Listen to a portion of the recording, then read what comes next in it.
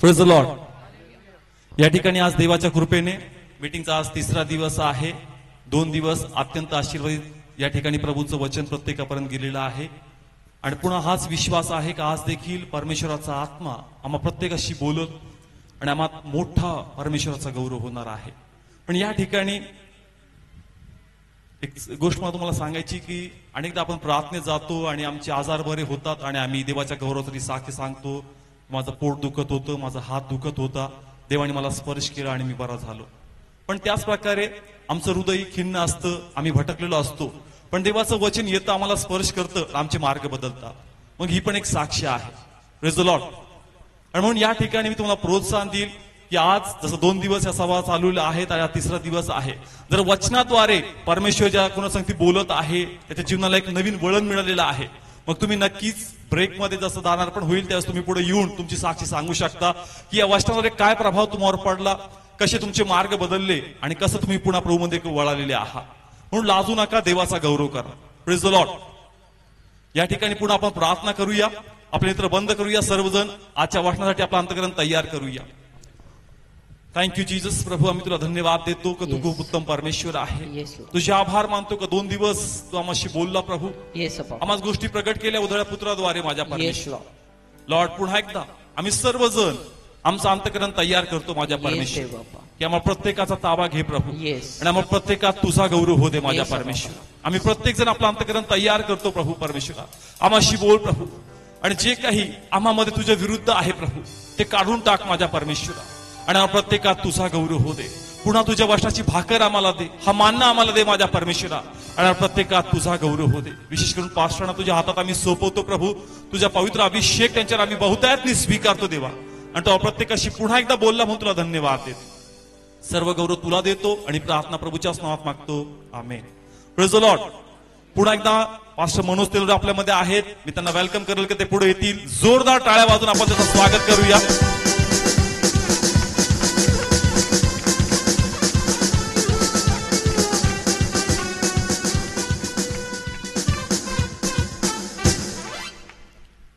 प्रभूची स्तुती करतो. उधळ्या पुत्र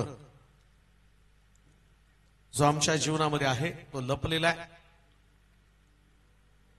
आणि या उधळ्या पुत्राला आमच्यातनं बाहेर काढणं अतिशय गरजेचं आहे. जर लक्षात आलं नाही कोणत्या पायरीनं आम्ही घसरलो, कोणत्या पायरीवरती आम्ही आहोत, तर नुकसान आमचं होणार आहे. आणि म्हणून गेली 2 दिवस आम्ही अभ्यासलं. एक पायरी खाली जात असताना त्याची किंमत आम्हाला चुकवावी लागते. देवाची मुळीच इच्छा नाही की त्याच्या लोकांनी त्याच्या संगतीमधनं, त्याच्या सहवासामधनं बाहेर जावं. परंतु जसं आम्ही पाहतो की नामी म्हणती दुष्काळ पडल्यामुळं थोडे दिवस मी बवात जाऊन राहते आणि थोड्या दिवसानंतर परत बेथलेम यहूदामध्ये आपल्या लोकांमध्ये परत येते. परंतु थोडे दिवस म्हणता म्हणता काल आम्ही ते बेडकाचं पण उदाहरण पाहिलं की थोड्याशा तापमानाला वाढत वाढत बेडकाला ते तापमान एवढं आवडू लागतं की बेडूक मरतो पण त्या पाण्यातनं बाहेर पडत नाही. तसं देवाची संगती जर सोडली ना, आम्हाला असं वाटतं काही काळानंतर मी परत फिरेल. कदाचित देवापासून दूर जाण्यासाठी तुमच्याकडे मजबूत कारण असतील. देवाचं संगती सोडण्यासाठी तुमच्याकडे पुरेशी कारणं असतील. या पुरेशा कारणानं परमेश्वरापासून टप्प्याटप्प्यानं तुम्ही दूर जाल. आणि ही गोष्ट निश्चित आहे, तुम्ही गेल्यावर तुमचा बाप, तुमचा पिता, तुमचा देव तुम्हाला परत स्वीकारण्यासाठी तयार आहे. पण एक गोष्ट लक्षात ठेवा, जेव्हा मी देवापासून दूर जातो ना, देवाचा हात जर आमच्यावरून काढून घेतला, मग येणाऱ्या परिस्थितीला जबाबदार आम्हीच असणार आहोत. कारण देवामध्ये राहत असताना जे संरक्षणाचं कवच, जे प्रोटेक्शन प्रभू आम्हाला देतो, त्याची संगती सोडल्यानंतर ते प्रोटेक्शन, ते कव्हरिंग किंवा जे तुमचा बचाव करण्यासाठी त्यानं पाठवलेल्या गोष्टी आणि तो आपाप तुमच्यापासून काढून घेतो. म्हणून काहीही झालं की ती बाका बिकट प्रसंग आला, दुष्काळाची स्थिती आली, कमतरता तुमच्या जीवनामध्ये असली तरी देवाचा सहवास मात्र सोडू नका. काही पण होऊ द्या प्रिया. तसं पौल म्हणतो, ख्रिस्ताच्या प्रीतीपासून मला कोण विभक्त करल? मरण, संकट, छळ, उपासमार, दंगे, धोपे, कोणी सुद्धा मला देवापासून विभक्त करू शकत नाही. अशा कोणत्या गोष्टी आहेत ज्याच्यानं देवाशी तुमची असणारी संगती तुटलेली आहे? आणि जवळजवळ आम्ही त्याचे 6 प्रमुख प्रकारचे पॉइंट पाहिले जे उधळ्या पुत्राच्या जीवनामध्ये होते. आणि मानहानीचं जीवन तो जगला. आणि मानहानीचं जीवन जगल्यानंतर आम्ही पाहतो जो 7वा मुद्दा, 7वा यश, 7वी जी गोष्ट आहे, ज्या पायरीवरती त्याची घसरण होती, ज्या ठिकाणी जाऊन तो पोचतो, ती 7वी पायरी आम्ही पाहणार आहोत. लुकाचं शुभवर्तमान आणि त्याचा 15वा अध्याय त्याचं 16 वचन. लूक शुभवर्तमान त्याचा 15वा अध्याय आणि त्याचं 16 वचन. 7वी गोष्ट, 7वी पायरी आम्ही पाहणार आहोत. लूक शुभवर्तमान 15वा अध्याय त्याचं 16 वचन. तेव्हा डुकरे जी टरफले खात असत, डुकरे जी टरफलं खात असे, त्यांनी तरी आपले पोट भरावे त्यानं आपलं पोट भरावं असे त्याला वाटत असे. असे त्याला वाटत असे. आणि त्याला कोणी काही दिले नाही. त्याला कोणी काही दिले नाही. नंतर तो शुद्धीवर येऊन म्हणाला, शुद्धीवर येऊन म्हणाला, माझ्या बापाच्या कितीतरी मोलकऱ्यांना पुरून उरले भरपूर भाकर आहे. भरपूर भाकर. बस 7वी पायरी जी उधळ्या पुत्रानं बापाचं घर सोडल्यावर जी त्याची 7वी अवस्था, 7वा त्याच्या जीवनामधला यश, पवित्र शास्त्र सांगतं तो यश म्हणजे स्टार्वेशन, उपासमार. ज्या दिवशी बापाचं घर त्यानं सोडलं, जाताना त्याच्या बापानं कमवलेली मालमत्ता त्याच्याकडे होती आणि जाताना त्याच्या डोक्यामध्ये विविध प्रकारची स्वप्न होती. मला माहिती की एक व्यक्ती घर सोडतो ना, बऱ्याच वेळा त्या फिल्म स्टारनं घर सोडलं आणि मग तो फुटपाथवर राहिला, अमकं झालं तमकं झालं आणि मोठी कसरत केल्यावर मग सुपरस्टार झाला. त्याच्या स्टोऱ्या ऐकतात आणि बरेच लोक घर सोडतात आणि शेवटी जर तुम्ही बघितलं तर त्या ठिकाणामध्ये कुठंतरी भीक मागायचं काम ते करतात. अनेक लोकांच्या साक्षी अशाच आहेत. जाताना बापाचं घर सोडताना बाप तुमच्यावर दया करून तुम्हाला पाठवतो, जा जेवढं पाहिजे तेवढं घेऊन जा, जेवढं आरोग्य पाहिजे तेवढं आरोग्य घेऊन जा, जेवढी बरकत पाहिजे तेवढी बरकत घेऊन जा, जेवढी शांती पाहिजे तेवढी शांती घेऊन जा, जेवढा आनंद पाहिजे तुला आनंद घे. आणि बऱ्याच दिवसापर्यंत जरी तुम्ही परमेश्वराच्या घरात गेला नाही तरी तुमच्यामध्ये शांती असते. म्हणून बरेच लोक म्हणतात, तुमच्यापेक्षा मी बरा नाही का?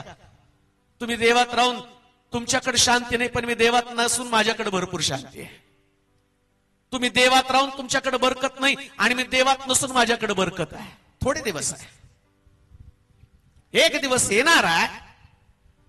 दिलेलं प्रभूनं प्रत्येक आशीर्वाद, मी काल पण तुम्हाला सांगितलं, आजही पुन्हा सांगेल, देवाला देता पण येतं, काढून पण घेता येतं. राजपद देता येतं आणि राजपदावरून त्याला पाय उतार पण करता येतं. सेवा देता येते, सेवा काढून पण घेता येते.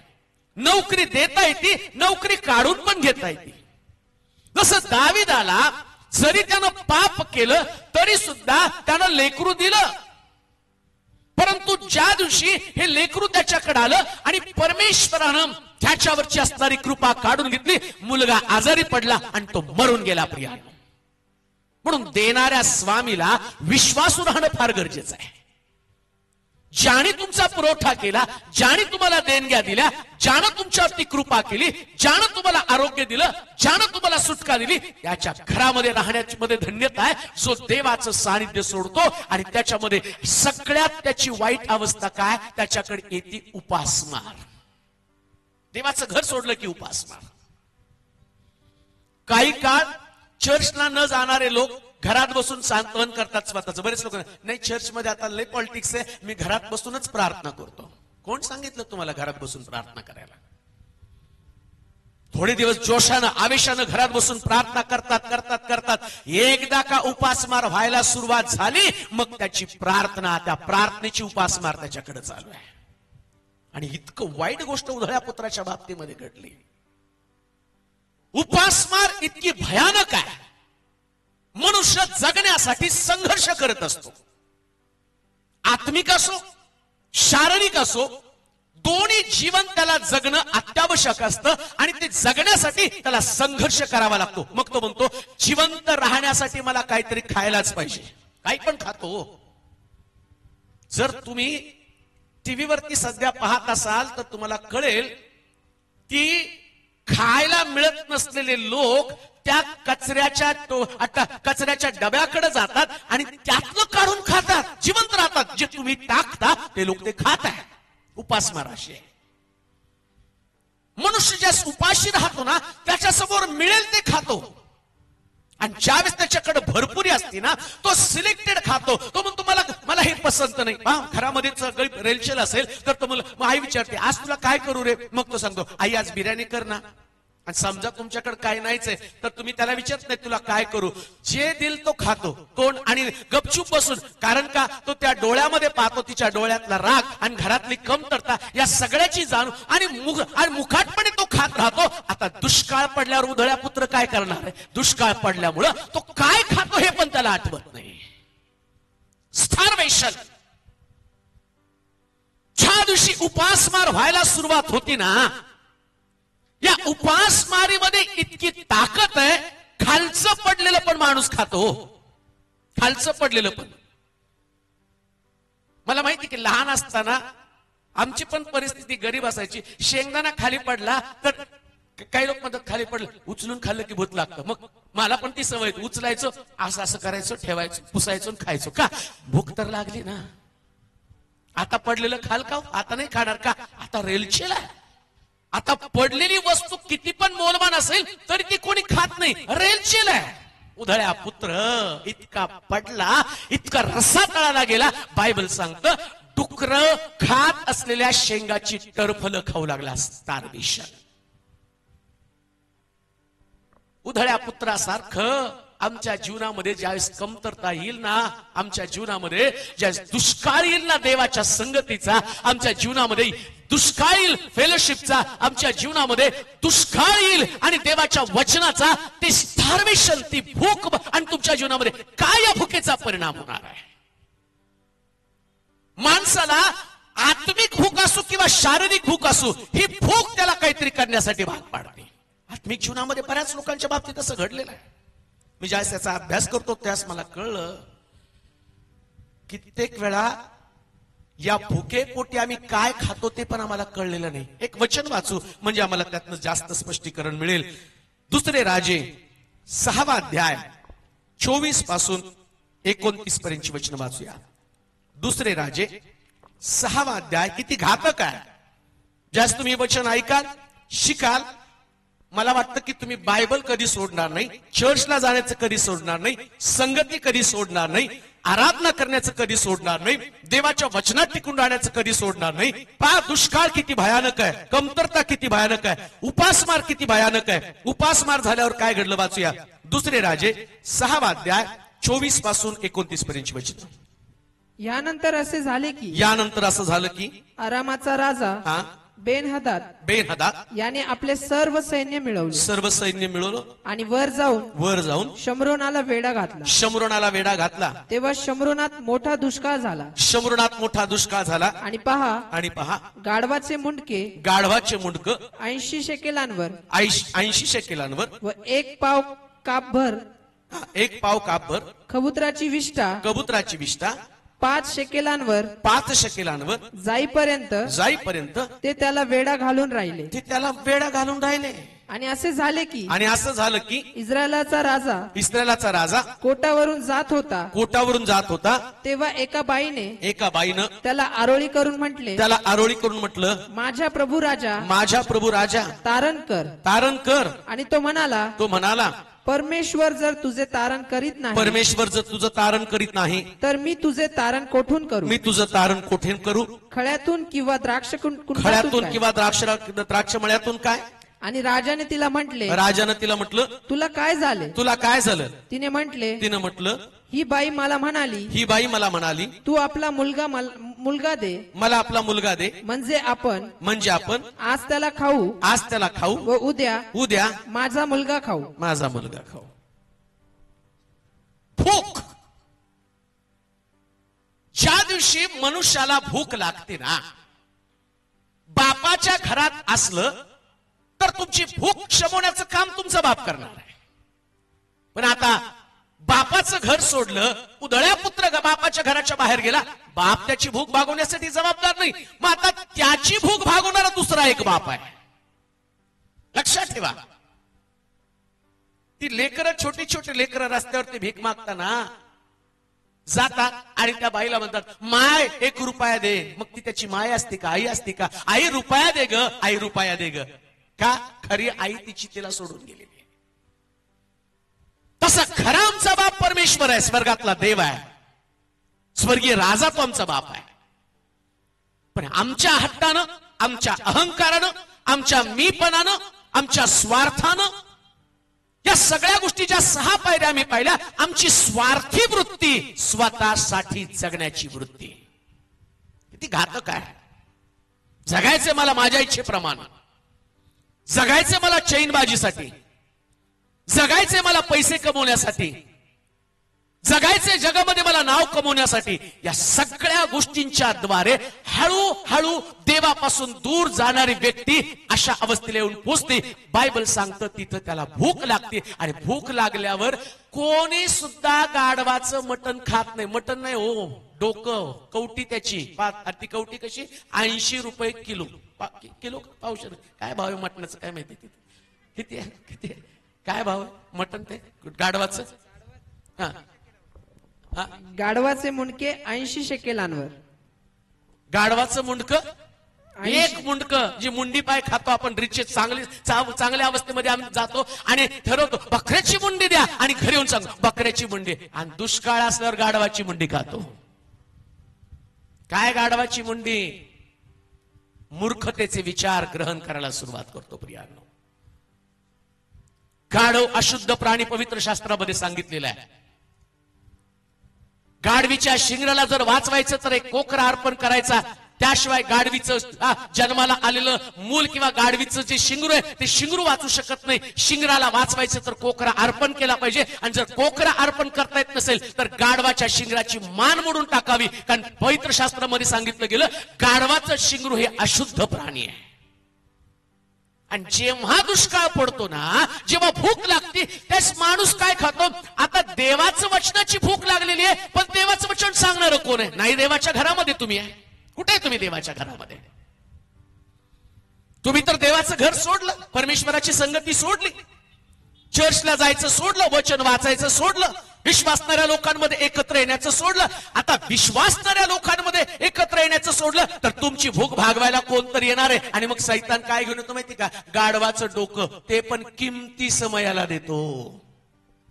मग सगळे गाढवाचे विचार डोक्यामध्ये, राग, द्वेष, मत्सर, लोभ, या सगळ्या विचारांमध्ये आम्ही गडून जातो. गाढवाचं डोकं खात बसतात. मग काही लोक म्हणतात की काही तुम्ही बघा, त्यांना सांगा, नाही ब्रदर, नाही सिस्टर, असं नसतं, थोडंसं आपल्याला समजून घ्यायचं असतं. नाही हो, हे माझ्यावरच असतं चर्चमध्ये सगळं. मग परत समजून, असं नसतं, असं नसतं. मग ते परत यायला लागतात आणि परत आले, नाही माझ्या. अहो, गाढवाचं डोकं का खाता? ज्या परमेश्वराच्या घरात तुम्ही जाता ते प्रभूला संतुष्ट करण्यासाठी. मग तुमचा अपमान झाला, तुम्हाला खजील करण्यात आलं, तुमची अपकीर्ती झाली, तुमच्याविषयी लोकांमध्ये वाईट मत पसरवलं गेलं, तसं पौल म्हणतो, मी माझी लायकी पटवून देतो. कशामध्ये? अपकीर्तीमध्ये, सर्व प्रकारच्या दुष्काळाच्या स्थितीमध्ये. मी देवाचा सेवक आहे, मी प्रभूचा व्यक्ती म्हणून लायकी पटवत आहे. कधी सदैव व्यर्थ गोष्टी तुमच्या डोक्यामध्ये येऊ देऊ नका. परमेश्वराचं वचन ग्रहण करत असताना त्याच्यामध्ये गढून जा. दुष्ट विचारांना चुकून पण थारा देऊ नका. ज्या ज्याच्यानं तुमचं मन भरकटून जाईल, ज्याच्यानं तुमचं आत्मिक जीवन उद्ध्वस्त होईल, ज्याच्यानं तुमचा विश्वास कमजोर होईल, ज्याच्यानं तुमची प्रार्थना कमी होईल, ज्याच्यानं तुमचा विश्वासाला तडा जाईल, अशा प्रकारच्या गोष्टी तो ज्याच्यानं तुमचं जीवन पवित्रतेपासून दूर जाईल, ज्याच्यानं तुमच्यामध्ये अमंगळपणा येईल, ज्याच्यानं तुमचं जीवन अशुद्ध होईल, ज्याच्यानं तुमच्यातला अभिषेक निघून जाईल, अशा कोणत्याच गोष्टींची चर्चा करणं म्हणजे गाढवाचं डोकं खाणं. परमेश्वरानं तुमच्यामध्ये चांगले विचार, आत्म्याचे विचार, पवित्र आत्म्याच्या सामर्थ्यानं भरलेले विचार, वचनाचे विचार, जो तुमच्यामध्ये अभिषेक घालतो, जो तुमच्या जीवनाची बांधणी करतो, जो तुम्हाला चालवत असताना त्या विचारानं भरून तुम्ही इतकं देवाच्या जवळ जाता की परमेश्वरावरती प्रेम करू लागता. पण असे विचार ज्या विचारानं देवाची संगती तुटली जाती, असले विचार तुमच्या डोक्यामध्ये कदापि येऊ देऊ नका प्रियानो, कदापि येऊ देऊ नका. अडवून टाका त्या विचारांना. ज्या वेळेस तुमच्याकडे दुष्काळाची परिस्थिती येते, जसं या लोकांनी, पहिली गोष्ट आम्ही पाहतो, त्याने गाढवाचं डोकं खाल्लं. अशुद्ध विचार. लक्षात ठेवा, जे विचार देवाच्या वचनामध्ये नाहीत असले विचार आमच्या डोक्यात कधीच येता कामा नये. एवढं तुम्ही भोळे नाहीत, प्रार्थना लाख करता, इतके हुशार आहेत ना, सगळा हिशोब जमतो पण त्यांना पापाचा हिशोब जमत नाही. प्रार्थना करताना कशी प्रार्थना करतात, कळत न कळत घडलेल्या सगळ्या पापांची क्षमा कर. आणि एवढी कठीण परीक्षा, सीईटी फीट किती निघाल्यात, आणि याच्या टॉपर. ज्या परीक्षा सामान्य लोकांना जमत नाही त्याच्यामध्ये हे टॉपर. आणि जिथं देवाचं येतं ना, त्याच्यामध्ये देवा कळत न कळत, हे कळत हे कळत नाही का तुला? कशाला? देव तुला सोडणार नाही, ते विचार आल्याबरोबर काढून टाक. देवाच्या लोकांचं वैशिष्ट्यच आहे, त्यांचे विचार पवित्र आत्म्यानं भरलेले विचार आहेत, शुद्धता आहे याच्यामध्ये. पौल म्हणतो, मी ख्रिस्ताची चित्तवृत्ती धारण करतो. ख्रिस्ताचे विचार,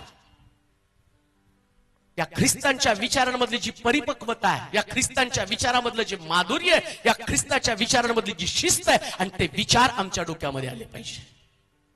कधीच रागाचे विचार येऊ देऊ नका. कोणी तुमचा अपमान केला हा पण विचार तुमच्या डोक्यात येऊ नका. किती दिवस ठेवणार होतेच तेच? इतकं दाखवतात मोदीला कमी, यांचं जास्त उदो उदो नाही का? ते बिचार मोदी पण कधी म्हणत नाही माझा अपमान झाला, पण यांना माझा अपमान झाला, माझा अपमान झाला, मरेपर्यंत तोंड बघणार नाही, मरेपर्यंत तोंड बघणार नाही. अरे तू तोंड नाही बघितलं तर तू काय मरणार नाही का? कितीही अपमानामध्ये परमेश्वराच्या जवळ राहण्याचं कधी सोडू नका. एक गोष्ट सांगतो, आज रात्री जर मरण आलं, प्रभू समोर उभं राहिलो, तर मी क्षमा केली नाही तर मला स्वर्ग राज्य मिळणार नाही. स्वर्ग राज्य मिळण्यासाठी तर मला देवाचे विचार डोक्यामध्ये ठेवून मरायचे. प्रिया, देवाचे विचार ठेवू. पृथ्वी तलावरचं जीवन इतकं थोडकं, इतकं अल्प आहे. हे अल्प जीवन प्रभूला पसंत पडणारं जीवन असलं पाहिजे, आणि प्रभूला पसंत पडणारं जीवन जगल्याशिवाय स्वर्ग माझ्यासाठी खुला राहणार नाही, कधीच नाही. त्यानं कबुतराचं डोकं 80 शकेल, आणखीन काय खाल्लं दुसरं? काय विकत घेतलं दुष्काळामध्ये? हा, त्या वचनामध्ये वाचा परत. व एक पाव काप भर कबुतराची विष्ठा. काय खाल्लं? कबुतराचं शेण पावशर 5 रुपयाला. कबुतराचं शेण, कबुतराची विष्ठा. आणि कबूतर म्हणजे पवित्र आत्मा, विष्ठा म्हणजे शरीराने नाकारलेल्या गोष्टी. ज्या गोष्टी शरीर नाकारतं, शरीरातनं बाहेर टाकलं जातं, आम्ही त्याला विष्ठा म्हणतो. आणि पवित्र शास्त्र सांगतं, ज्यावेळेस तुमच्याकडे दुष्काळ असतो ना, पवित्र आत्म्यानं नाकारलेल्या गोष्टी त्याच आम्ही खायला लागतो, ज्या गोष्टी पवित्र आत्म्याला पसंत नाहीयेत. आणि ती विष्ठा ते कधी कधी रवंत करतो, त्याला किंमत देतो. कोणती पवित्र आत्म्यानं नाकारलेल्या गोष्टी, कोणती ती विष्ठा आहे जे पवित्र आत्मा कधी स्वीकारत नाही? गलतीकराचं पत्र त्याचा 5वा अध्याय 18 पासून 21 पर्यंतची वचन वाचा. गलतीकराचं पत्र 5वा अध्याय त्याचं 18 पासून 21 पर्यंत वचन वाचूया. गलती 5:18 ते 21 वचन. परंतु जर तुम्ही आत्म्याने चालवलेले आहात, आत्म्यानं चालवलेले आहात, तर तुम्ही नियमशास्त्राच्या स्वाधीन नाही. नियमशास्त्राच्या स्वाधीन नाही. देहाची कर्म तर उजड आहेत, तर उघड आहेत, तीही आहेत जार कर्म, अशुद्धपण, कामातुरपणा, मूर्तीपूजा, मूर्तीपूजा, चेटके, छेटके, वैर, वैर, भांडणे, भांडणे, मत्सर, राग, राग, तंटे, तंटे, फुटाफुटी, फुटाफुटी, तट, हेवा, दारूबाजी, विलास यांसारख्या गोष्टी याविषयी जसे मी पूर्वी सांगितले होते तसे तुम्हास आणखी अगोदर सांगून ठेवतो की जी अशी कर्मे करतात ते देवाच्या राज्याचे वतन पावणार नाही. पवित्र आत्म्यानं नाकारलेल्या गोष्टी ही विष्ठा आहे, राग विष्ठा आहे. आणि जो व्यक्ती राग डोक्यात ठेवून जातो, चालतो, प्रार्थना करतो, चर्चला जातो, वचन वाचतो, बायबल सांगतं, तो कबुतराची विष्ठा खातो, पवित्र आत्म्यानं नाकारलेल्या गोष्टी खातो. म्हणून लक्षात ठेवा, राग येणं पाप नाही, पण राग टिकवून ठेवणं पाप आहे. वैर धरणं ही गोष्ट इतकी भयानक आहे. ज्या दिवशी परमेश्वरानं या हाबेलाचं अर्पण मान्य केलं आणि पवित्र शास्त्र सांगतं कायनानं हाबेलाशी वैर धरलं. वैर गोष्ट इतकी भयानक आहे. जर तुमच्या परिवारात, तुमच्या घरामध्ये, तुमच्या मंडळीमध्ये तुम्ही एकमेकाशी वैर धरणारे लोक आहात, तर कबुतराची विष्ठा दुष्काळामुळं किंवा तुम्हाला भूक लागली आणि ती भूक शमत नाही म्हणून वैराची भावना तुम्ही खात आहात. वैर तुमच्यामध्ये चालू आहे आणि हे वैर एक दिवशी तुम्हाला नाशाकडे घेऊन जाणार आहे. कारण बायबल सांगतं ही वैर धरणाऱ्या लोकांना स्वर्गाच्या राज्यामध्ये प्रवेश नाही.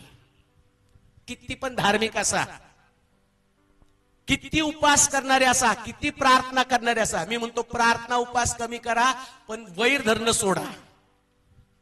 वैर धरणं सोडत नाही, पण उपास आणि प्रार्थना भरपूर आहे. राग सोडत नाही आणि उपास आणि मला तर कधी कधी दिसतं जास्त उपास धरणाऱ्याला खूप राग आहे, अशक्तपणा. उपास धरून तेवढाच राग, तेवढाच ताव, तेवढंच एकमेकाला दातोट खाणं, तेवढंच एकमेकाविषयी द्वेष, एकमेकाविषयी निंदा, एकमेकाला वाईट लेखणं, एकमेकाला तुच्छ लेखणं. जो कोणी अशा गोष्टी करतो, पवित्र शास्त्र सांगतो, तो कबुतराची विष्ठा खातो. आम्हाला कळलं पाहिजे आम्ही कुठल्या अवस्थेमध्ये आहोत. या 7व्या स्टेजला असणारा व्यक्ती ज्याच्याकडं अरे भूक लागलेली आहे आणि भूक भागवत असताना याला देवाचं सानिध्य आवडत नाही, मग काय केलं जातं? अशा प्रकारचे वैर पसरवणारे, द्वेष पसरवणारे, मत्सर निर्माण करणारे आत्मे तुमच्यामध्ये येतात आणि ते तुमचं जीवन मत्सरानं भरून टाकतात. मत्सर. एकाच चर्चमध्ये 2 परिवार असतात, पण एकमेकाचं तोंड पण पाहत नाही. आणि ते सांगताना त्यांच्या लग्नाची पत्रिका आली पण गेलो नाही आम्ही. अरे वा. आणि चर्चमध्ये यांचा सगळ्यात हात वर ढगाला पोचलाय. इतकं जोरात आलेलो, इतकं जोरात प्रेज द लॉर्ड की आता असं वाटतं स्वर्गात देव याला उचलून घ्यावं आणि तिथं स्वर्गात बसवावं. अरे वैर तुझ्यामध्ये अजूनही, तुझ्यात ती खुन्नस आहे, अजूनही तुझ्यामधला तो द्वेष गेलेला नाही. आणि कोणाची उपासना करत आहे? जो देव हृदय पारखणारा, जो देव हृदय बदलणारा, जो देव हृदयातली घाण काढणारा. परमेश्वराच्या गिरीवरती कोण चढेल? ज्याचे हात शुद्ध, ज्याचं अंतःकरण शुद्ध, ज्याचे पाय शुद्ध, तो परमेश्वराच्या गिरीवरती चढेल. परमेश्वराच्या गिरीवरती चढताना ते भयानक प्रकारचं जीवन तुम्हाला अनुभवायला येणं, लक्षात येणं गरजेचं आहे की कबुतराची विष्ठा तर माझ्यामध्ये नाही ना. आता तो विषय नाही कबुतराची विष्ठा, तो सेपरेट विषय, त्याच्यावर कधी बोलता आलं तर आपण बोलू, पण तो माझा विषय नाही. खाणारा व्यक्ती काय?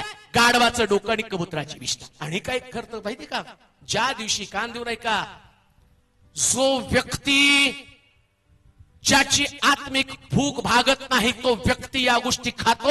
ज्याची आत्मिक गरज भागवली जात नाही तो व्यक्ती आणि भुकेच्या पोटी काय करतो? जसं त्या ठिकाणामध्ये सांगितलं, ती स्त्री आणि ती स्त्री काय म्हणत आहे? राजासमोर आपली कैफियत मांडत आहे, महाराज हिने माझा मुलगा मारून खाल्ला, हिने माझा मुलगा मारून खाल्ला. तृप्त नसाल तर एकमेकाला मारून खाल प्रियानो. जे लोक मंडळीमध्ये तृप्त नाहीत ते लोक मंडळीमध्ये तारण पावलेल्या नवीन जन्मलेल्या लोकांना मारण्याचं काम करतात. ज्यांचं आत्मिक जीवन तृप्त नाही, ज्यांच्यामध्ये भूक आहे, ज्यांनी देवाचं सानिध्य सोडलं, ते नवीन जन्मलेल्या लोकांसाठी एक प्रकारचं घातक अशा प्रकारचं हत्यार बनतात. तिथं असं म्हटलं की तू तुझा मुलगा खाल्ला, हिने माझा मुलगा खाल्ला, आणि ती काय म्हटली, मी तुझा खाते आणि त्यानंतर उद्या आपण दोघं मिळून माझा पण खाऊ. नुसतं तुम्ही तुमच्या मंडळीला घातक ठरत नाही, तर तुम्ही दुसऱ्यांच्या मंडळीला पण घातक ठरता. कारण हे व्यक्ती उपासमारीमध्ये आहेत आणि या लोकांना काय खातात ते कळत नाहीये. प्रार्थनेच्या लोकांना मारून टाकणं, आत्मिक जन्म झालेलं तारण पावले लोकांना मारण्याचं काम करतात. त्यांच्या पतनाची जबाबदारी त्यांच्यावरती आहे. आत्मिक जीवनामध्ये त्यांना उद्ध्वस्त करण्याचं काम ते लोक करतात. जे लोक उपासमारीनं आणि मरत आहे अशा लोकांसारखं ते लोक बनत आहे. म्हणून उधळ्या पुत्र खाली गेल्यावर त्यानं काय खाल्लं, भुके पोटी डुकराच्या शेंगा खाल्ल्या.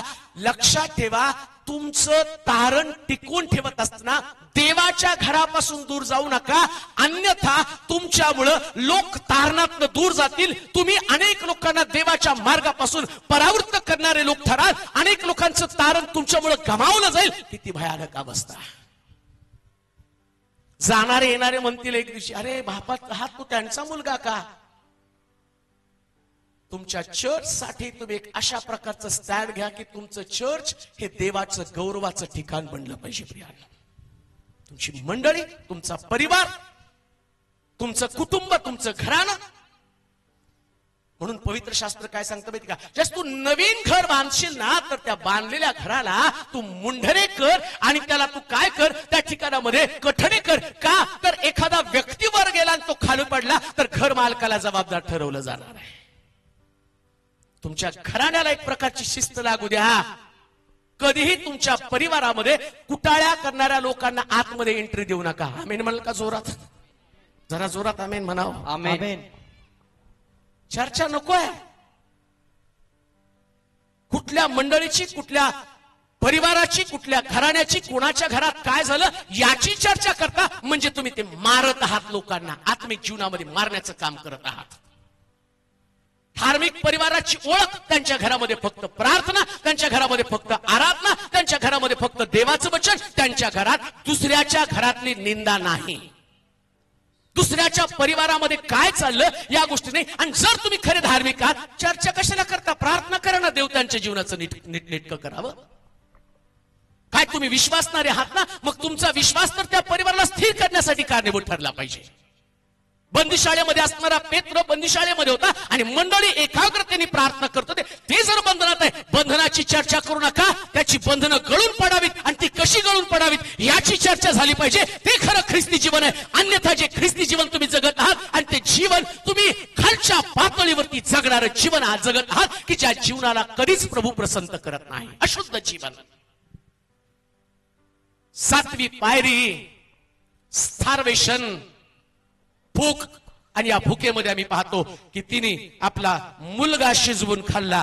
कोणाला तरी मंडळीमध्ये मारण्याचं काम त्या ठिकाणामध्ये केलेलं आहे. अशा प्रकारच्या 7 पायऱ्या आम्ही अभ्यासल्या, ज्या 7 पायऱ्यांनी तो खाली उतरला. पण त्याला कळालं की आता मी चुकलेलो, मी गेलेलो आहे. आम्ही सगळेजण या कुठंतरी एका पायरीमध्ये आहोत. आणि मला माहिती वचन ऐकताना कोणत्या पायरीवरती आम्ही आहोत हे आम्हाला माहिती असतं. आणि देव पण ते बरोबर त्याला सांगत आहे, तुझ्यासाठी वचन. बरेच लोक मला येऊन भेटले, मास्टर ते वचन माझ्यासाठी होतं. किती छान आहे, किती प्रामाणिक लोक तुम्ही आहात जर वचन तुमच्याशी बोलत आहे. मित्र म्हणेल, आज रात्री वचन ऐकताना काही लोकांना दुसऱ्याचं चित्र, ते बरं का त्यांच्यासाठी होतं, त्यांनी केलं. काही लोक स्वतःसाठी बघत नाही. आरशात गेल्यावर मात्र स्वतःला मी किती छान दिसतो. आणि चुकून समजा तुम्ही केस करता करता दुसरं आलं आणि ते सुंदर असलं तर बाजूला सरक का, मीच छान आहे. देवाचं वचन आरसा आहे ते तुम्हाला इतरांचं नाही, तुमचंच प्रतिबिंब दाखवतं. तुम्ही स्वतः त्यामध्ये दिसत आहात. आता उधळ्या पुत्राला हे सगळं कळालं. मी 7व्या पायरीपर्यंत घसरत घसरत माझी अवस्था आज काय, तर मी अशा प्रकारच्या एका घाणेरड्या जीवनामध्ये आहे. आणि मग त्याला 7 पायऱ्या, आता तो परत बापाकडे जाण्यासाठी उठला. 7 पायऱ्या लागतात. 7 पायऱ्याने खाली जातो, 7 पायऱ्याने त्याला परत वर यावं लागतं. 7 पायऱ्या तो खाली गेला. आता 7 पायऱ्या त्याचं पुनरुज्जीवन होणार आहे. एकदम बाप त्याला घरामध्ये घेणार नाही. जसं टप्प्याटप्प्यानं तो घसरला तसं टप्प्याटप्प्यानं आता त्याची बांधणी होणार आहे. 7 यश त्याच्या जीवनामध्ये खाली नेणार आहे आणि 7 आर त्याच्या जीवनाचं पुनरुज्जीवन करण्यासाठी 7 आर आहेत. त्यातला पहिला आर आपण पाहणार आहोत. लुकाचं शुभवर्तमान 15वा अध्याय आणि त्याचं 17 वचन. लुकाचं शुभवर्तमान 15वा अध्याय 17 वचन. 7 steps to returning to father. बापाकडे जाण्यासाठी असणाऱ्या 7 पायऱ्या, 7 आर ज्याच्यानं त्याचा बाप त्याला स्वीकारणार आहे, त्या 7 पायऱ्या पाहणार आहोत. लुकाचं शुभवर्तमान 15वा अध्याय 17 वचन. नंतर तो शुद्धीवर येऊन म्हणाला, माझ्या बापाच्या कितीतरी मोलकऱ्यांना कितीतरी मोलकऱ्यांना पुरून उरल्याशी भरपूर भाकर आहे आणि मी तर येथे भुकेने मरतो. पहिली पायरी, पहिली स्टेप रिअलायझेशन. रिअलायझेशन, कळणं, जाणीव होणं. प्रिया, बऱ्याच लोकांना देवापासून दूर गेली याची जाणीवच नाहीये. त्यांना म्हटलं ना तुम्ही चर्चला या, ते काय म्हणतात माहिती नाही हो. मी तर म्हणतो तुम्ही पण जाऊ नका, काय नाही राहिलेलं आता.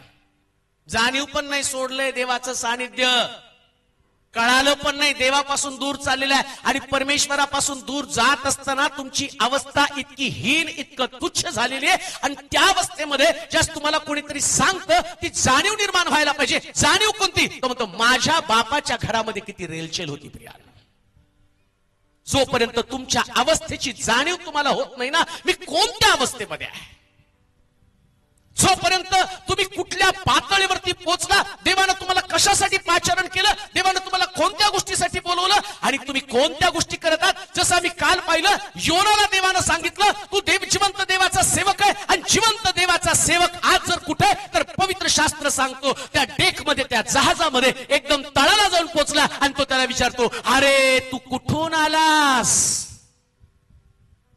कुठे होतास आणि कुठं आलास, कुठं होतास तू. एक काळ तुझं आत्मिक जीवन किती सुंदर होतं, तुझ्या बापाच्या घरातली स्थिती तुला ठाऊक आहे का. उदळ्या पुत्रानं रिकॉल करायला सुरुवात केली आणि त्याला बरोबर बापाच्या घरातलं एक एक दिवस आठवला. देवाच्या सानिध्याला तुम्ही सोडल्याबरोबर ते दिवस आठवायला सुरुवात करा. तुमचं तारण झालं, तुम्ही पश्चाताप केला, देवाच्या मंदिरामध्ये तुम्ही होता आणि आराधनेमध्ये परमेश्वर तुमच्याशी बोलत असताना तुम्ही आराधना करताना इतके तल्लीन होऊन जात होता. परमेश्वराचं प्रत्येक वचन तुमच्या हृदयामध्ये येत होतं, तुमच्या हृदयाची जडणघडण करत होतं. तुम्ही देवावरती प्रेम करत होता. चर्च सुटल्यावर तुम्ही कधी घरी बसत नव्हता, तुम्ही घरोघरी जाऊन देवाचे वचन धैर्यानं सांगत होता. देवाच्या वचनाचं रहस्य लोकांना उलगडून सांगत होता. घरी आल्यावरची तुमची प्रार्थना, जी देवाविषयीची भूक, तुम्हाला असं वाटत होतं परमेश्वराशी तासन तास बोलावं, तुम्हाला वाटत होतं परमेश्वराचं वचन किती वाचावं. वचन वाचल्यावर तुमच्यामधली एक्साइटमेंट, वचन वाचल्यावर तुमच्यामधली उत्तेजना, वचन वाचल्यानंतर आणि तुम्हाला असं वाटत होतं मला रहस्य सापडलं, मला रहस्य सापडलं आणि मी कधी जाऊन सांगू. माझं तारण झालं त्या दिवशी मला चांगलं आठवतं. मी असं बसायचो, बायबल वाचायचो, एका घरात प्रार्थनेला जायचो. माझी पणजी त्यावेळेस जवळजवळ 85 वर्षाची होती आणि तिला घराबाहेर जाता येत नव्हतं. आणि ते वचन मी बोलल्यावर वचनानं लोक रडायचे ना. मग मला कळायचं, अरे या वचनामध्ये काहीतरी, एवढे नर्सेस, डॉक्टर आणि ती कॉलेजची मुलं का रडत आहे. आणि मग मी येऊन त्या म्हणजे आजी आजी आज मी वचन सांगितलं, तिला ऐकायला येत नव्हतं आणि माझं तोंड तिच्या कानाजवळ घेऊन जायचो आणि सगळं वचन सांगायचो आणि ती पण रडायची. हे उत्तेजना होती. काय सुंदर परमेश्वराचं वचन आहे, एवढं सुंदर वचन कुठं नव्हतं जे लोकांचं जीवन बदलत होतं. परंतु आज तुमची अवस्था अशी आहे, तुम्हाला प्रार्थना पण खरं वाटत नाही, तुम्हाला चर्चला पण जाऊ वाटत नाही, तुम्हाला विश्वास पण ठेवू वाटत नाही, तुम्हाला संगतीमध्ये आनंद नाहीये. निराश निराश निराश निराश निराश, हिन्न कष्टी जीवन तुम्ही त्रासलेले आणि तुम्ही देवाच्या संगतीपासून दूर गेलेले. जीवनामध्ये खोरडेपणा आला, पवित्र आत्मा तुमच्याशी बोलत नाही, देवानं तुमचा हात सोडला आणि परमेश्वरानं हात सोडल्यावर जी तुमची धगमग आहे, जी तुमच्या अंतःकरणाची घालमेल आहे, कोणी पाहू शकत नाही. उधळ्या पुत्राला नेमकं ते समजलं, ही रिअलाइज, त्याला ते कळलं, मी बापाचं घर सोडलं आणि माझ्यामध्ये आज एक प्रकारचा शुष्कपणा आला. काय ती जाणीव तुम्हाला होते का? रिअलायझेशन तुम्हाला होते का? रिअलाइज करा. पहिले दिवस आठवायला सुरुवात करा. पहिल्या दिवशी केलेली सेवा तुम्ही आठवा. पूर्वी पण तुमचा अपमान होता, आता पण तुमचा अपमान होतो, पण तो अपमान तुम्ही किती हसत खेळत सहन करत होता. पूर्वी पण तुम्हाला लोक नाकारत होते, आताही तुम्हाला लोक नाकारत आहे, पण तो नाकार किती तुम्ही प्रामाणिकपणे सहन करत होता. पहिले तुमच्या जीवनामध्ये पीडा आल्या, पहिले तुम्ही संकटाला तोंड दिलं, पण त्या संकटात तुमचा विश्वास किती मजबूत होता. तारण झालं त्या दिवसामध्ये. आमच्या घरामध्ये अशी प्रार्थना व्हायची, चर्च आमच्या घरी चालायचं वरती, आणि प्रार्थना संपल्यावरती खाली आल्याबरोबर आमच्या घरात एवढे वाद, एवढे भांडण, वडील दारू प्यायचे आणि दारू पिऊन घरातलं सगळं जेवण टाकून द्यायचे. आणि त्यावेळेस पण आम्ही रडत रडत म्हणायचो, प्रभू आता आम्ही प्रार्थना केली, तुझं वचन ऐकलं, या परिस्थितीमध्ये आम्ही आहोत का? पण माझा विश्वास ही परिस्थिती जाणार आहे, तेवढंच प्रेम देवावरती होतं. कालांतरानं परिस्थिती बदलली, हालाकीची स्थिती निघून गेली, देवानं सगळं भरपूर दिलं, पण त्याच्यापेक्षा भयानक प्रश्नाला तोंड द्यावं लागलं. पण देवाला कधी म्हटलं नाही की मला तुझ्यापासून जायचं का? मला ठाऊक आहे, जर देवापासून दूर गेलो तर माझी अवस्था अतिशय वाईट होणार आहे. हे रिअलाइज करा, रिअलाइज करा. पूर्वी तुमच्यामध्ये असणारं आत्मिक जीवन आणि आजची तुमची आत्मिक पातळी, पूर्वीचा तुमचा विश्वास आणि आत्ताचा तुमचा विश्वास, पूर्वीचा तुमचा अभिषेक आणि आत्ताचा तुमचा अभिषेक रिअलाइज करा. ज्या व्यक्तीला रिअलायझेशन होत नाही ना, शमशोनानं रिअलाइज केलं. त्याच्या डोक्याच्या बटा गेल्यावरती त्याला कळालं, मी परत एकदा उभं राहून या बलिष्ठांचा सामना करेल, पुन्हा हजारो बलिष्ठी मारेल. पण त्याला कळालं की आता पहिल्यासारखं काही नाहीये. आज कित्येक लोकांमध्ये पहिल्यासारखं काही नाहीये. काय चर्चमध्ये जाऊन बसण्याचं काम करत आहात का? संदेश तुमच्या अंतःकरणामध्ये आता पहिल्यासारखा भिनत नाही का? संदेश तुमच्या जीवनामध्ये पहिल्यासारखी कालवा करत नाही का? त्या संदेशामध्ये तुम्ही जितकं अनुकूल घ्यायचं त्याचं प्रतिकूल घेत आहात का? कशा प्रकारची तुमची अवस्था आहे? माझ्या बापाच्या घरी भाकरीची रेलचेल होती, पण या ठिकाणामध्ये मी कसल्या प्रकारचं जीवन जगत आहे? काय भयानक जीवन जगत आहे? जोपर्यंत रिअलाइज होत नाही, जोपर्यंत तुमच्या जीवनामध्ये या गोष्टी घडल्या हे तुम्हाला समजत नाही, तोपर्यंत तुमची अवस्था कधी सुधरू शकत नाही. ते रिअलाइज व्हायला पाहिजे. माझ्या बापाच्या घरातील रेलचेल मला कळली पाहिजे. प्रिया, काय रिअलाइज व्हायला पाहिजे? बापाच्या घरातली रेलचेल, समृद्धी बापाच्या घरामध्ये. देवाचं सानिध्य सोडल्यावर रेलचेल निघून जाते. कांदू नाही का? सुरुवातीला पण मी तुम्हाला सांगितलं, आताही पुन्हा तुम्हाला सांगतो, काही काळ सगळं ठीक असेल, पण एक काळ असा येईल ना, सगळं निघून जाणार आहे. आरोग्य निघून जाईल, बरकत निघून जाईल, शांती निघून जाईल, आनंद निघून जाईल. ते सगळं करत असताना काही लोक ते काय म्हणतात माहित का? नाही, देव माझी परीक्षा बघते. कसली देव तुझी परीक्षा बघतो? देवाचं सानिध्य सोडून जमाना झालाय तुला. कोणाची देव परीक्षा बघतो? जे विश्वासामध्ये त्यांची परीक्षा बघतो. कोणाची परीक्षा बघतो? जे देवाच्या जवळ आहे त्यांची परीक्षा पाहतो. कोणाची परीक्षा बघतो? जे वचनामध्ये टिकून आहे त्यांची परीक्षा पाहतो. मी काल बोलता बोलता एका व्यक्तीला बोललो, त्याला सांगितलं, म्हटलं येशू ख्रिस्त 12 शिष्य येशूच्या जवळ होते, पण पेत्राला बोलून तो सांगतो की सैतानानं मला तुला पाखडण्यासाठी मागून घेतलेलं आहे. 11ला नाही बोलला, पेत्राला बोलला. हो, सगळ्या 12च्या 12ला बोलून सांगायला पाहिजे, तुमच्या सगळ्याला मला घेऊन पाखडायला सांगितलं आणि त्याची परीक्षा बघणार आहे. त्यानं बाकीच्या लोकांना नाही, पण पेत्राला मात्र चॅलेंज करून सांगितलं, तुला पाखडण्यासाठी सैतानाने मागून घेतलेलं आहे, परीक्षा करणार आहे. का? 11ची परीक्षा का नाही? हे लांब लांब पळणार आहेत. होते प्रभूच्या जवळ, पण लांबून जाणार आहे. देव त्या लोकांची परीक्षा बघत नाही जे लोक प्रभूपासून लांब आहेत. जर तुम्ही देवाच्या घरापासून लांब आहे, वचनापासून लांब आहे, तुमची परीक्षा बघण्याची गरज काय हो? तुम्हाला परीक्षा घेण्याची गरजच नाही. शाळेत जात नाही त्यांची काय परीक्षा होणार आहे? हो, जे शाळेत जाते त्यांची परीक्षा होणार आहे. शाळेतच जात नाही त्या पोरगा तुम्ही परीक्षेला चाल, कुठल्या शाळेत नाव आहे तुझं? नाही, तो चालला ना, मला पॅड आवडतं म्हणून मी पण घेतलं आणि मी चाललोय तिथं. तुला आवडतं म्हणून तुझी परीक्षा नाही, ही स्वतःच तुझी परीक्षा तू करत आहे. पुष्कळ लोक देवापासून दूर आहे. आलेल्या संकटानं देव माझी परीक्षा करत आहे. कुठं जातो? चर्चला. कुठे आराधना, कुठं वचन ऐकायला जातो, वचनाला महत्व दे. कसली तुझी परीक्षा आहे? परीक्षा नाही. तू शाळा खेळत आहे नाही का? कधी कधी शाळा खेळतात लेकरं, बसतात तिथं आणि ते म्हणतात मी गुरुजी म्हणा 1 म्हणा 2 म्हणा 3. तसं चर्च नाही, काय नाही, आणि त्याच्या घरातच तो प्रार्थना म्हणा. अरे शिक्षका, तू काही डीएड झालेला नाहीये, उगाच कौटुंबिक प्रार्थना घेऊन स्वतःचा शिक्षकपणा झाडू नको. परीक्षा कोणाची? जे देवाच्या जवळ आहे. परीक्षा करा स्वतःची. हालेलुया. देवाच्या जवळ आहात, मग तुमची परीक्षा होणार आहे. सगळं निघून जाईल. बापाच्या घरातली रेलचेल आठवा प्रियानो. एक काळ तुम्ही चर्च मध्ये दिलेली साक्ष आठवा, ज्यास परमेश्वर तुमच्या बरोबर होता, पण आज तुमचं साक्षीचं जीवन एकदम रसातळाला गेलेलं आहे. एक काळ तुमच्या मधला तो अभिषेक आठवा, ज्या अभिषेकानं तुम्ही भरलेला होता आणि लोक तुमच्याविषयी बोलत होते, काय या व्यक्तीमध्ये अभिषेक आहे. इतकं देव तुमच्यावरती प्रेम करतो, एवढं सामर्थ्य शमशनासारखं तुम्हाला देतो ना, तुम्ही ज्या घरात पाऊल टाकाल, पाऊल टाकल्याबरोबर त्या ठिकाणची परिस्थिती बदलते. पण आता तुम्हाला त्या घरात पाऊल पण टाकू वाटत नाही. किती भयानक तुमची अवस्था आहे. जाणीव होऊ द्या. बापाच्या घरातली रेलचेल जाणीव होऊ द्या. जो बापाच्या घरामध्ये त्याच्यासाठी रेलचेल आहे, ज्यानं बापाचं घर सोडलं त्याच्यासाठी कमतरता आहे, त्याच्यासाठी उणीवता आहे, त्याचं जीवन रसातळाला गेलेलं जीवन आहे.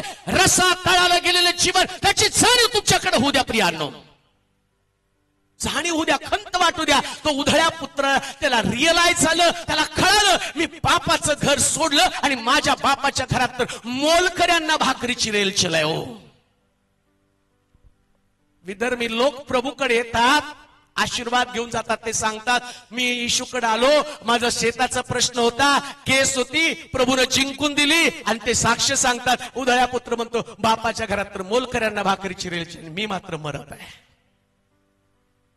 लेकरू नव्हतं, या मंदिरात आलं, माझ्यासाठी पास्टरनी प्रार्थना केली, सेल ग्रुपच्या लोकांनी प्रार्थना केली आणि प्रभूनं मला 18 वर्षानंतर 22 वर्षानंतर लेकरं दिली. अहो, त्यांच्याकडे भाकरी रेलचेल आहे आणि आमची लेकरं आम्ही पाहतो की ते रोज एका प्रश्नासाठी झटत आहे, झगडत आहे, रडत आहे. का? कारण ते देवाच्या सानिध्यापासून दूर आहे. ज्या लोकांना ख्रिस्त ठाऊक नाही, ज्या लोकांवरती कुठला अधिकार प्रभूचा नव्हता, प्रभू आणि त्या बाईला म्हणतोय बाई कोणी सुद्धा मुलाचं काढून कुत्र्याला घालत नाही. आणि त्या कनानी स्त्रीला प्रभू म्हणतो कुत्र्याला कोणी घालत नाही. ती म्हणती बरोबर आहे, कुत्र्याला कोणी घालत नाही. कुत्र पण मेजावरचं आणि पडलेलं खातं. प्रभू एक शब्द पाठवा, माझ्या मुलीला बरं करा.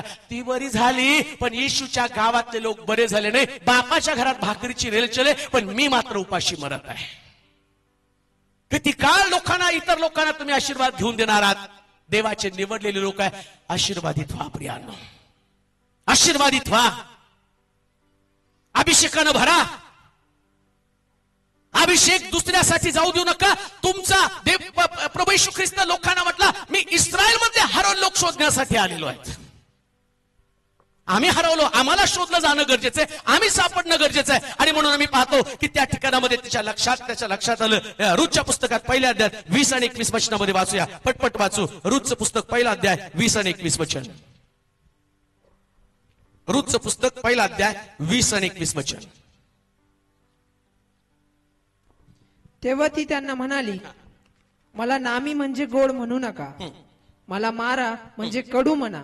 कडू म्हणा, कारण सर्व समर्थाने सर्व समर्थानं मला फार कडूपणाने वागवले आहे. फार कडूपणानं वागवलं आहे. मी भरलेली अशी गेले आणि परमेश्वरानं मला रिकामे करून माघारी आणलं. रिकाम करून माघारी आणलं. रिअलाइज झालं हो तिला. भरलेली होते एकेकाळी, भरपूर होतं माझ्याकडे, सगळं काही चांगलं होतं, शांती होती, सुख होतं. प्रार्थना केल्यावर लोक माझ्या घरात, देव माझ्या घरात काम करत होता, लोकांच्या जीवनामध्ये काम करत होता, भरपूर होत. प्रभूनं मला जाताना भरून पाठवलं, पण येताना मात्र मी रिकामी आले. रिअलाइज झालं तिला रिकामपण काय. तुमच्या जीवनाचं रिकामपण तुम्हाला कळालं का? जाणीव झाली का तुम्ही रिकाम आहात? बऱ्याच वेळा आम्हाला आमच्या जीवनातलं रिकामपण लक्षामध्ये येत नाहीये. भरलं रिकाम झालं. जर भरलेलं रिकाम झाले लक्षात येणार नाही, भरलं जाणार नाही.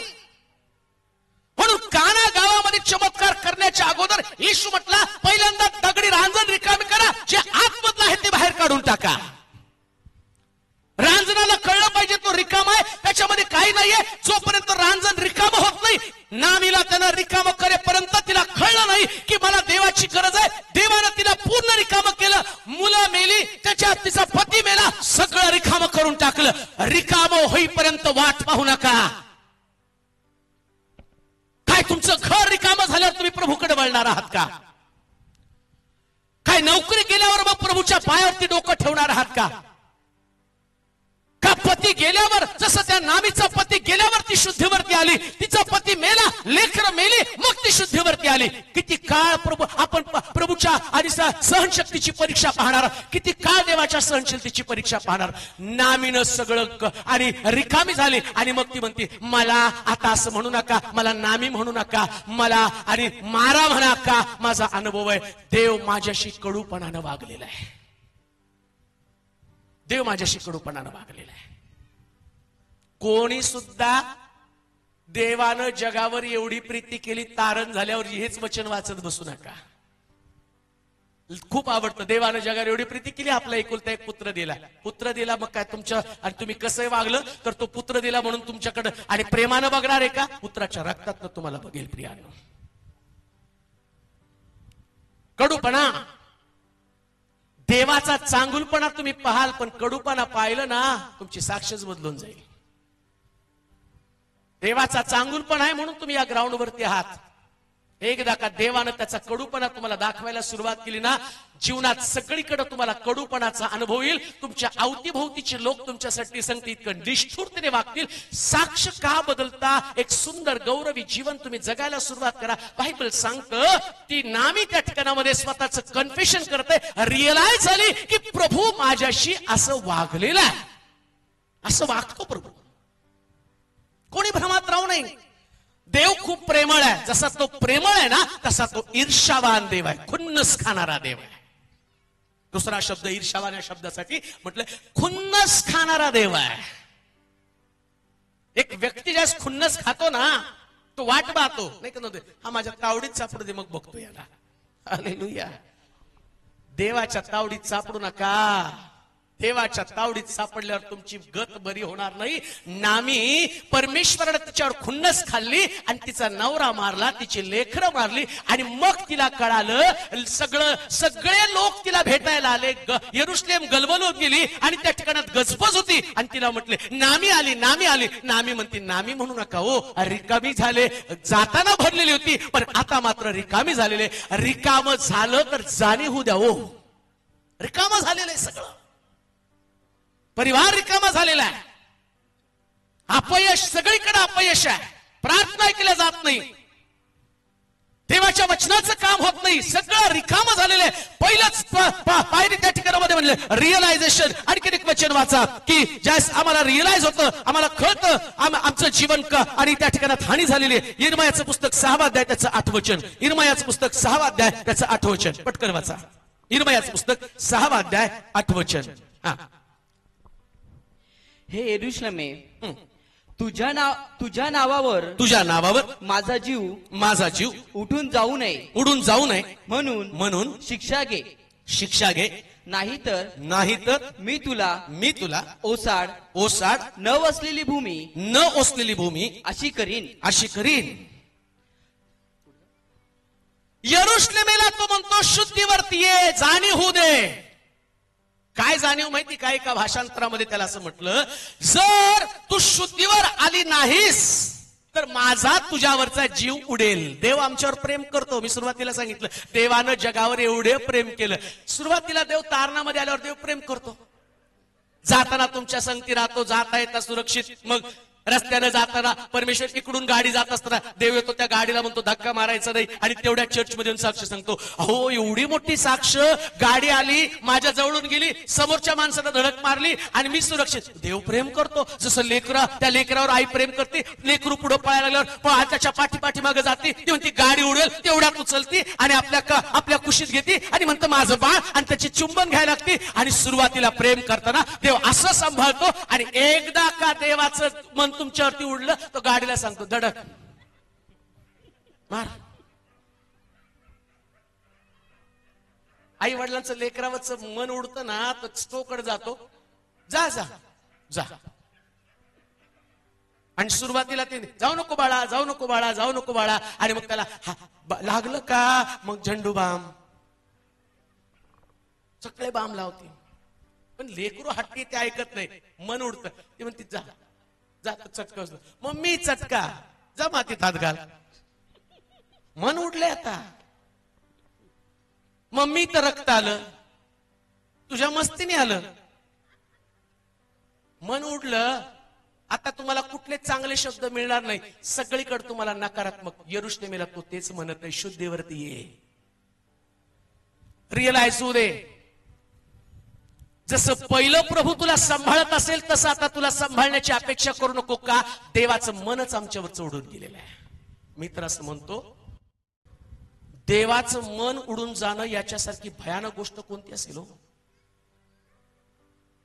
जो देव तुम्हाला सर्वस्व देऊन तुमच्यावरती प्रीती करतो आणि ज्यास तुमच्याकडनं तो अपेक्षा करतो, त्यास तुमचं जीवन पाहून प्रभूला वाईट वाटतं आणि तो तुमच्याकडे दुर्लक्ष करतो, चुकून पण पाहत नाही. मन उडणं म्हणजे तिरस्कार करणं.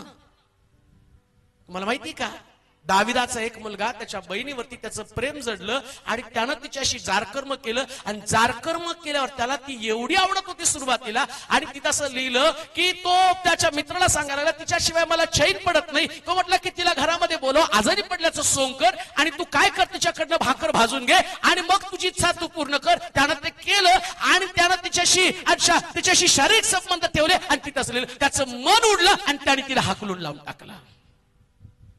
मन उडणं इतकं भयानक आहे ना, जी व्यक्ती तुम्हाला आवडती ती व्यक्तीच तुम्हाला नावडती बनते. याला मन उडणं म्हटलेलं आहे. हाकलून देतात. देवाचं मन यरुशलेमेविषयी उडलं आणि पवित्र शास्त्र सांगतं, शुद्धीवरती ये, मी अशा भूमीवर तुला टाकून देईल ज्या भूमीवर कोणी राहत नाही. अशा जमिनीवरती मी तुला टाकल की ज्या ठिकाणामध्ये तुला सांत्वन देणारं, धीर देणारं, आधार देणारं, जिथं काही पिकत नाही त्या ठिकाणामध्ये मी तुला टाकून देईल. काहीच तुझ्या जीवनामध्ये आशीर्वाद तू अनुभवणार नाही. का? मी तुला निर्जल भूमीवर टाकून देईल.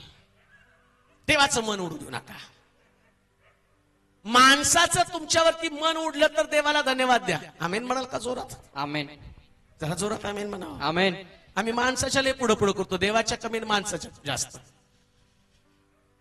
माणसाचं मन चंचल आहे, आज याच्यावर तर उद्या त्याच्यावर, नाही का? ते मन कधी स्थिर नसतं. कोणावर आज याच्यावर प्रेम करलं, उद्या त्याच्यावर प्रेम करेल.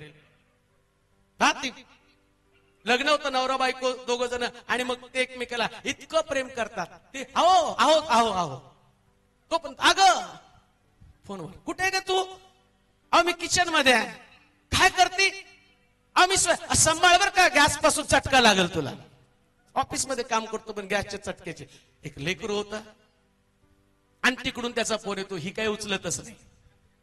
तो विचारत नाही का, आता तिचं नवऱ्याचं ले प्रेम उडलं आणि कुणावर? बाळ, माझं बाळ, माझं बाळ.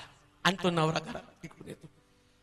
आता त्याला पाणी पण देत नाही, चहा पण देत नाही, त्याची चौकशी पण करत नाही. कारण का? तिचं त्याच्यावरचं मन उडलं, याच्यावर बसलं, आणि याचं पण मन आता माझी बायको माझ्यावर पहिल्यासारखं प्रेम करत नाही म्हणून त्याचं मन ऑफिस मधल्या मुलीवर बसतं.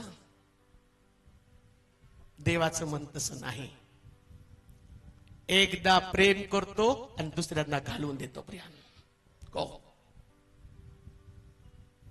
यरुशलेमेतला म्हणतो, शुद्धीवरती ये, ओसाड जमिनीवरती मी तुला टाकेल ज्या ठिकाणामध्ये काही उगवत नाही. परमेश्वराच्या सहनशीलतेची परीक्षा पाहू नका. रिअलाइज होऊ द्या, तुम्ही देवापासून दूर चाललेले लोक आहात. आपण या ठिकाणी एक ब्रेक घेऊया आणि त्या ब्रेक नंतर आपण पुढच्या भागाकडे जाणार आहोत. त्याच्या अगोदर एक आपण ब्रेक घेऊ, एक गीत गाऊ, दानपात्र, आणि करत असताना